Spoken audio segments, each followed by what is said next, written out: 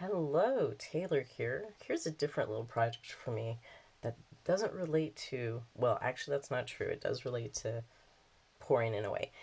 It's another liquid art. So, my favorite projects, so I've been playing with resin, trying to get the lowest VOC, most earth friendly, yada yada, bippity boppity boo, and alcohol inks. My favorite mold so far is got to be this one because it makes stuff that looks like a marble. Excuse me, I'm froggy this morning. Ribbit.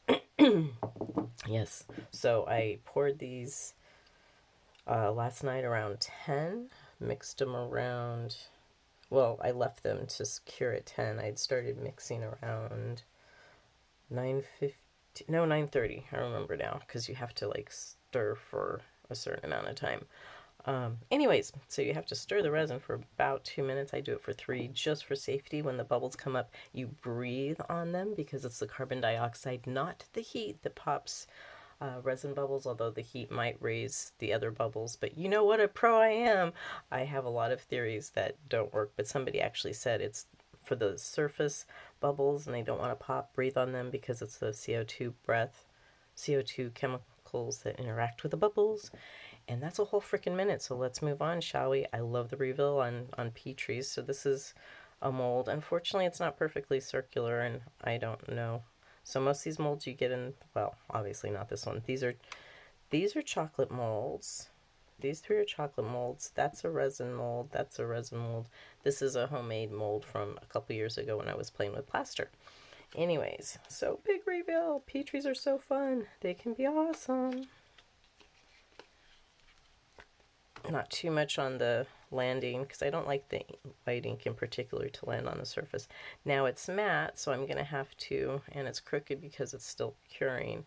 So I'll have to put a clear coat over, but look, I think you can see all the nifty little stuff going on inside. That'll be really cooler to see, like its own little world once I resin over that. I spilled some resin on me, woke up this morning and was peeling resin off myself.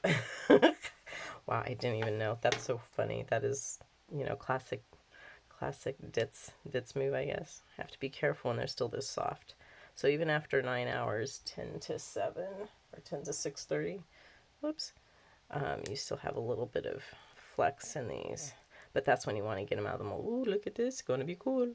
Is that even focusing? And why does my thing look like it's upside down? Anyways, I hope it's focusing. Focus on that. And the lighting isn't great because the sun isn't up very high. And see, again, it flexes. Ooh, that's so pretty.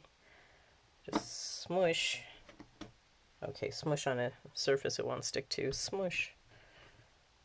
Or you can stick it back in the mold to make it flat again. So that one will be super duper cool.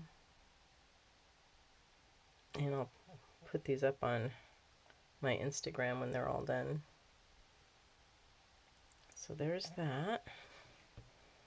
I might just shove it in the mold. Anyways, it takes a little bit. Now these, you definitely want to pull them when they're still soft because they're ring dishes, or I'm going to make it into a ring dish.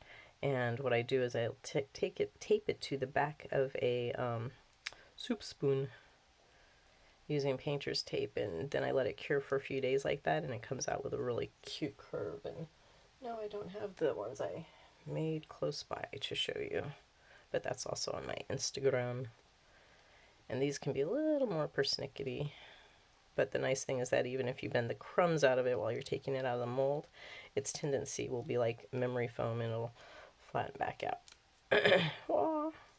Obviously you don't want to have a lot of flashing, which is what they call stuff on the edge, like when you get a miniature or some other thing that's been molded and you see a seam or you see little bits hanging off of it. So I'll trim that with an X-Acto later.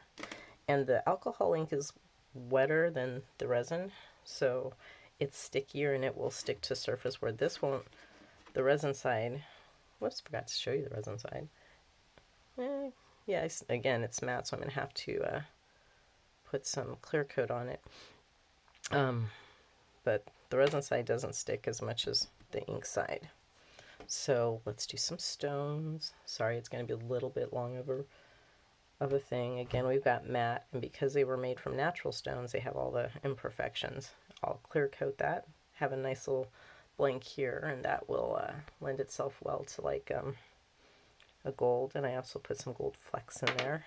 So these, for whatever reason, tend to stay a little stickier resin-wise. So we'll just... Oh, that one looks pretty cool. Ah, that one's super gooey. We were putting... Ah! Now, how do I get rid of this? I go get some rubbing alcohol.